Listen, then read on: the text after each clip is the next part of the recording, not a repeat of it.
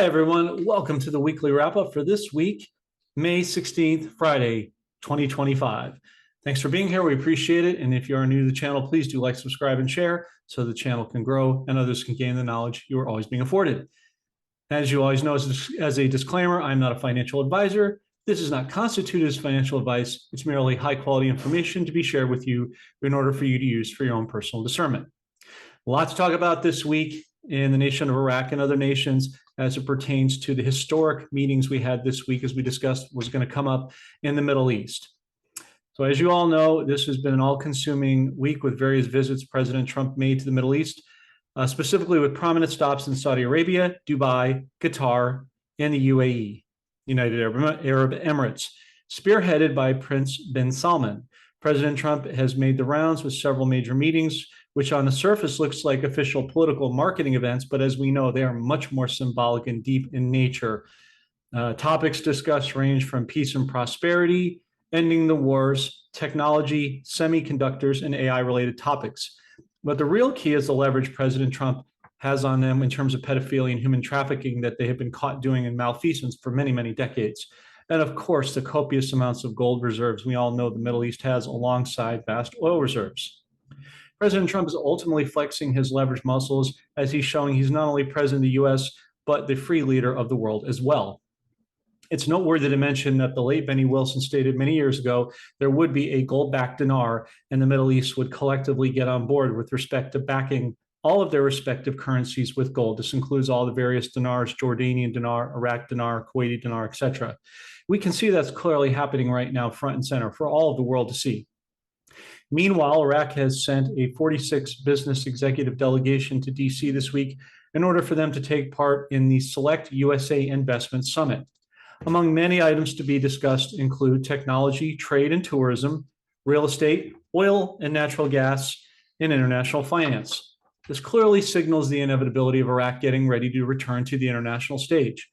President Trump was also slated to make a surprise visit to Iraq while in the Middle East this week, either in person or teleconference, whereby he was expected to tell Sudani Prime Minister at Parliament at large to essentially pull the trigger on the dinar evaluation.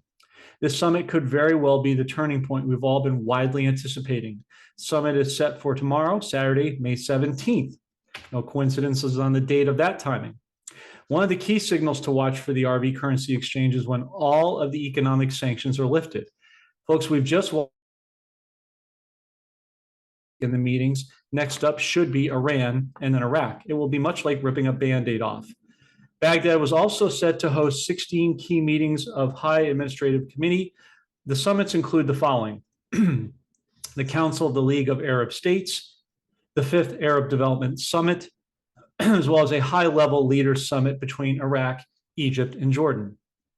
It's important to note that the 16 number seems significant, as that is also the percentage of oil revenues that the Kurdistan region is receiving, which also happens to be the single largest bloc in Iraq. Iraq is not only hosting these events, but moreover, leading the meetings. The path to Arab renewal now runs through Iraq once again. Iran is getting ready now to sign a nuclear deal with the US under certain conditions, one of which removes the sanctions off Iran.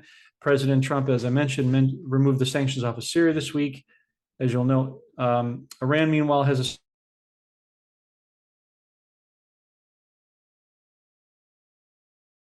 a desperation effort to survive, while at the same time working out oil transaction agreements with Russia, utilizing MIR or MER smart card payments. On the NESARA front, Elon Musk, as you know, was in attendance for many of this week's meetings and even had a sit-down meeting with Prince bin Salman, as well as many of his financial government officials at the Saudi Arabia Financial Forum.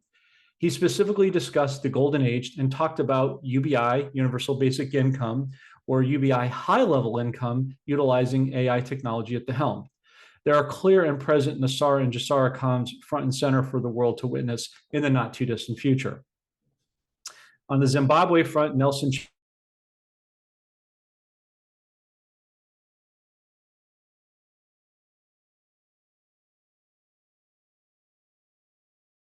of Mingawa are indeed numbered. Additionally, Zimbabwe announces they will begin full digitalization of the judicial system courts this July. They're making an aggressive push towards technology for their bright and prosperous future, with regards to finance, banking, as well as the judicial system, streamlining their document and case management procedures to include online e-filing and case management tracking. Now up to the latest commodities and oil as of the time of this broadcast this morning, Friday. Gold, silver, and crude oil. Crude oil is trading currently at $61.94. Gold holding at $3,187.20, just down slightly. The silver is at $32.42, and the DXY, or the dollar index, currently sits at 100.78. On the crypto front, as we await the inevitable announcement from Judge Torres, the presiding judge on the Ripple versus SEC case that has now been finally settled, JP Morgan just made history by completing its first tokenized treasury trade with Ondo Finance and Chainlink yesterday. This is a major step forward for blockchain in the traditional SWIFT financial transaction realm. Watcher Guru and X reported this week that Ripple met with UAE officials in order to discuss payment infrastructure, as well as accelerating financial innovations during this week's summit. Needless to say, the world is rapidly and optically moving towards the new QFS ISO 20022 digital asset-backed platform. As I mentioned, SWIFT is being summarily phased out. Now we're going to answer a couple of items here that came up this week from some of our followers, our faithful followers at that. We had dealt with this issue, folks, a while ago. I'm not sure why it's cropping up again. Maybe some of you are listening to a lot of different people and it's creating some confusion, or maybe you're new to the movement and you're just unfamiliar. Whatever the case, we want to be helpful and resolve this right away. So this will be the last time that we're going to mention this. And I'm referring to the issue of where are we going to revalue or redeem our currencies? Will it be at banks and redemption centers? Well, no one has really ever said that I've heard. I could be wrong, but I've not heard anybody really define what a redemption center actually is. It's a bank. There are no redemption centers, just banks. You know, if some people are telling you redemption centers and defining it as banks, that's fine. But for those who are not, we want to be clear about it. You're going to go to a bank and you're going to go to a tier one bank, specifically a Wells Fargo, Chase, Bank of America, Citibank, HSBC, or Deutsche Bank if you live overseas, for example, or if you're in Canada, Scotiabank and the usual suspects. But we want to back it up with a visual matrix. So I'm going to show you a couple of slideshows here just for clarification. This is my exact Wells Fargo bank down the street from me, a mile and a half, which 2 years ago, you'll note we processed pictures with David Mahoney that they became an official wealth management center. So this is an example of what the front of the bank looks like. You'll notice to the door here, my left, maybe your right, depending on your vantage point, you'll see a placard right there. Now I'm going to blow this up and show it to you with more precision.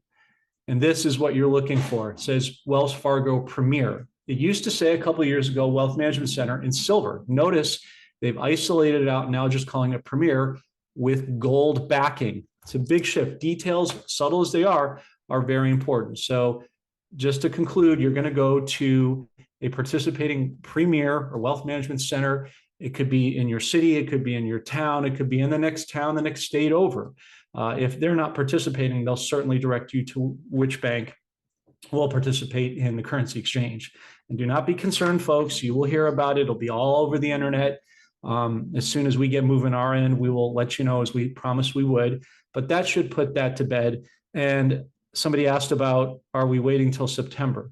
Well, we don't do dates and rates to begin with. We never have, we never will. But just to answer this follower's question, David Mahoney and I on the podcast referring to September, we're referring to my good friend B, my incognito friend who has come on from a major financial institution. He was referring to September. He believes is when the stock market will crash. But he was also clear to note that we should see the currency reset prior to that, because he believes we're going to have 3 months of viability in the old dollar system to be able to purchase up, other foreign currencies, precious metals, bonds, land, whatever it is that God's called you to do, or a combination thereof to diversify.